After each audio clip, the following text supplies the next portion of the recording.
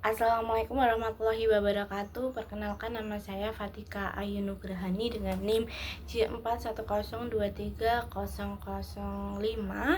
Di sini saya membuat video untuk mengganti mata kuliah praktikum rencana evaluasi kesehatan pada pertemuan ke-12, yaitu tentang strategi komunikasi TOS TBC atau temukan tuberkulosis, obati sampai sembuh.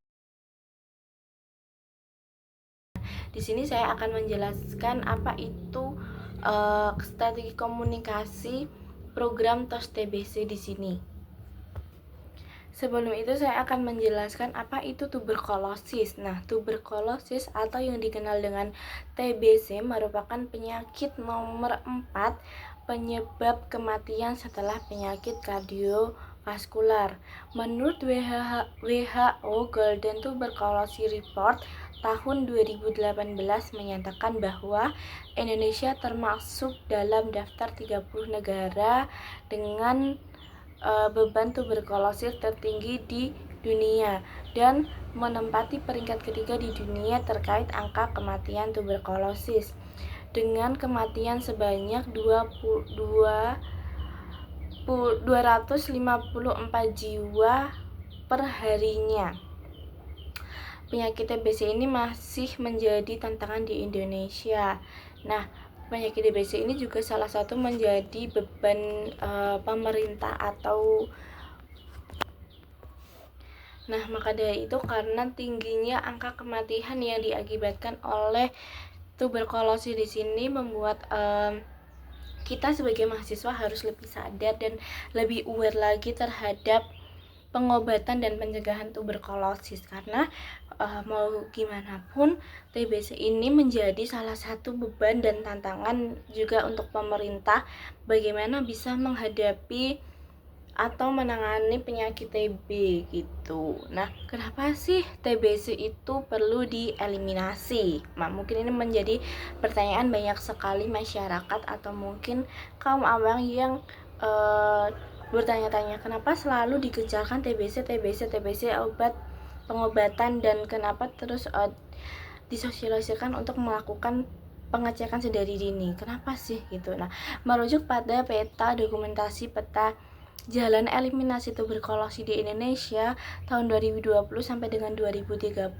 terdapat poin penting mengapa TBC perlu dieliminasi di Indonesia, yaitu yang pertama adalah tuberkulosis menimbulkan dampak negatif terhadap perekonomian pasien dan keluarga akibat morbiditas dan mortalitas tuberkulosis sehingga perekonomian nasional secara keseluruh.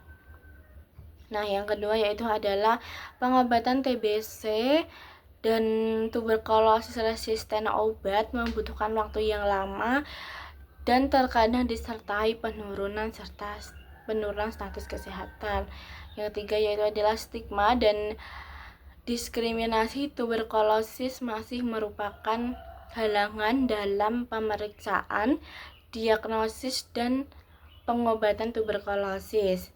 Tidak hanya stigma dan diskriminasi yang mungkin didapat dari tenaga kesehatan, keluarga, rekan kerja, dan anggota komunitas yang lain yang diikuti kepercayaan diri yang rendah dan orang dengan tuberkulosis juga merupakan halangan akses untuk menerima layanan tuberkulosis.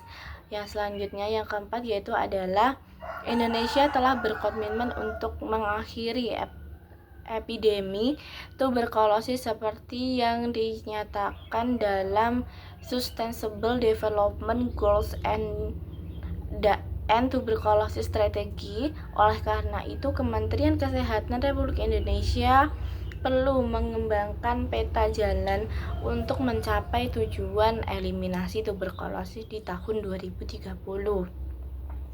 Ada dua strategi kategori utama akar masalah. Yang pertama yaitu adanya keterbatasan akses diagnosis yang berkualitas dan pengobatan yang berpusat pada pasien. Yang kedua yaitu adalah terbatasnya akses dan layanan pencegahan tuberkulosis.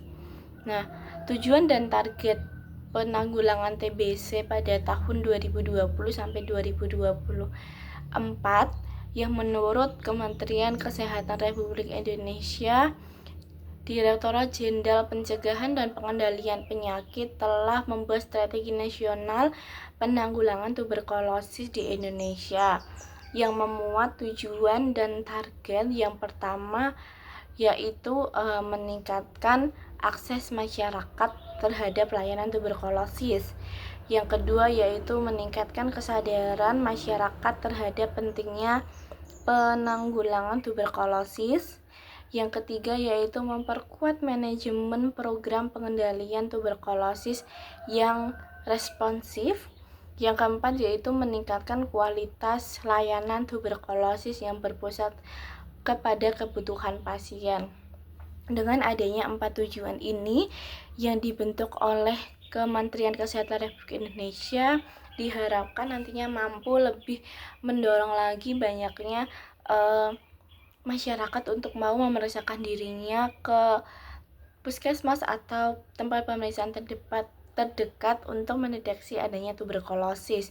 Karena dengan deteksi dini lebih awal dan pengecekan lebih awal akan membantu pemerintah juga untuk melakukan penanganan yang cepat dan melakukan pengendalian lebih cepat agar pandemi tuberkulosis ini juga bisa dihentikan dan tidak terus menjadi penyakit yang menjadi seperti kejadian tiap tahunnya selalu ada, agar penekanan TBC ini juga bisa terus menurun dan terus berkurang sepanjang waktu. Nah, strategi program penanganan TBC itu merujuk pada Strategi Nasional Penanggulangan Tuberkulosis di Indonesia tahun 2020 sampai 2024, yaitu dilakukan dengan 6 strategi yang terbagi dari 3 strategi fungsional dan 3 strategi pemungkin. Nah, strategi fungsional tersebut adalah strategi yang bersifat teknis yang menyasar pada area intervensi atau penemuan kasus, pengobatan, dan pencegahan. Lebih berfokus pada 3 hal itu pada strategi fungsional. Yang pertama yaitu adalah meningkatkan akses layanan tuberkulosis bermutu dan berpihak pada pasien. Yang kedua, mengendalikan interaksi dan optimalisasi pemberian pengobatan pencegahan tuberkulosis. Yang ketiga yaitu meningkatkan peran serta komunikasi mitra multisektor lainnya dalam eliminasi tuberkulosis. Nah, 3 strategi fungsional ini lebih kepada sarana dan prasarana layanan kesehatan untuk tuberkulosis. Selanjutnya yaitu adalah strategi pemungkin, yaitu adalah strategi yang mendasar pada faktor kontekstual yang dapat menjadi daya ungkit tercapainya strategi fungsional. Yang pertama yaitu ada penguatan komitmen dan kepemimpinan pemerintah pusat, provinsi, dan kabupaten atau kota untuk mendukung percepatan eliminasi tuberkulosis tahun 2030. Yang kedua yaitu ada pemanfaatan hasil riset dan teknologi penapisan atau screening, diagnosis, dan tata laksana tuberkulosis. Yang ketiga yaitu penguatan manajemen program melalui penguatan sistem dan kesehatan. Nah, strategi pemungkin ini lebih berfokus pada pemerintah, dukungan pemerintah pusat dan segala macam yang berkaitan dengan tuberkulosis ini untuk bisa mencapai atau menekankan TBC. Nah, sesuai dengan yang saya sampaikan di awal tadi adalah strategi komunikasi. Strategi komunikasi yang dimaksud yang pertama yaitu adalah strategi komunikasi merupakan paduan dari perencanaan komunikasi dan manajemen komunikasi untuk mencapai suatu tujuan. Yang kedua yaitu strategi komunikasi adalah segala sesuatu yang dapat menjawab pertanyaan. Strategi komunikasi kesehatan ini dirancang dan dilaksanakan serta dievaluasi bersama akan membantu mencapai tujuan dan peningkatan kesehatan secara signifikan serta berkesinambungan dengan memberdayakan masyarakat untuk mengubah perilaku dan memfasilitasi perubahan sosial.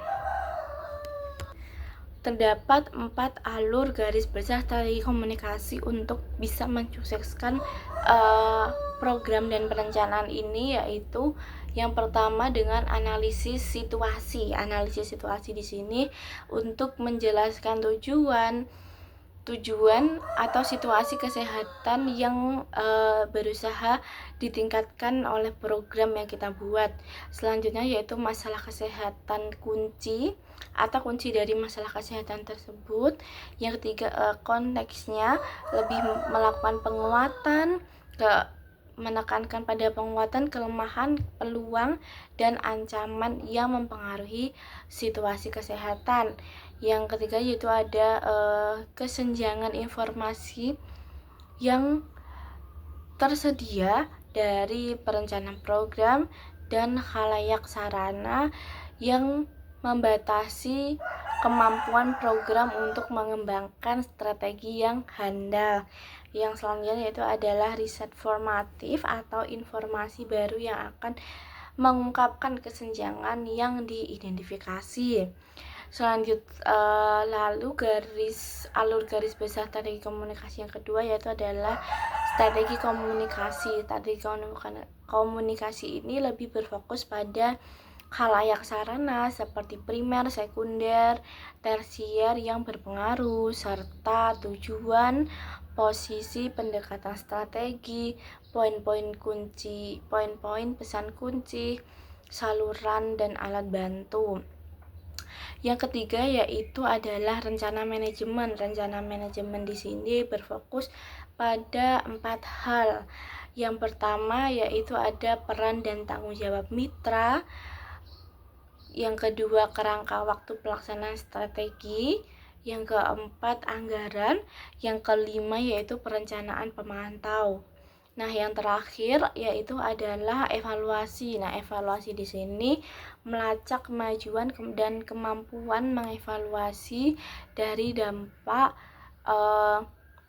dari hasil yang sudah diberikan. Nah, itu tadi adalah garis besar strategi komunikasi. Mungkin dari itu ada beberapa hal yang harus dirujuk lagi, seperti yang pertama adalah tadi strateginya adalah analisis situasi. Analisis di situasi di sini kita menyediakan tentang angket atau pesan kunci, lalu melakukan forum group discussion seperti itu. Karena dengan adanya strategi dan garis-garis besar ini tadi serta tujuan dan maksud strategi komunikasi dimaksud agar dapat meningkatkan peran atau dukungan dari pemerintah maupun masyarakat untuk bisa melakukan pengecekan pemeriksaan TBC sedari dini agar peningkatan TBC itu setiap tahunnya bisa ditekan, bisa diturun, sehingga menurunkan juga angka kematian yang tinggi, yaitu di awal itu 254 juta jiwa per tahunnya. Dengan adanya strategi komunikasi ini diharapkan juga dapat menekankan angka itu agar tidak selalu meningkat dan bisa per tahunnya itu turun gitu. Karena ketika semakin banyak masyarakat atau orang yang terkena TB, maka akan menjadi resiko dan tanggungan oleh pemerintah tersendiri gitu. Maka dari itu perlu adanya penguatan dalam diri sendiri, penguatan dalam kader, atau penguatan dari development yang bertugas, atau mungkin juga dari pemerintah untuk bisa melakukan atau menghimbau, membuat strategi bagaimana caranya untuk penekanan TB ini bisa terus diturunkan dan tidak semakin tinggi. Mungkin itu yang bisa saya jelaskan terkait dengan strategi komunikasi tuberkulosis. Terima kasih.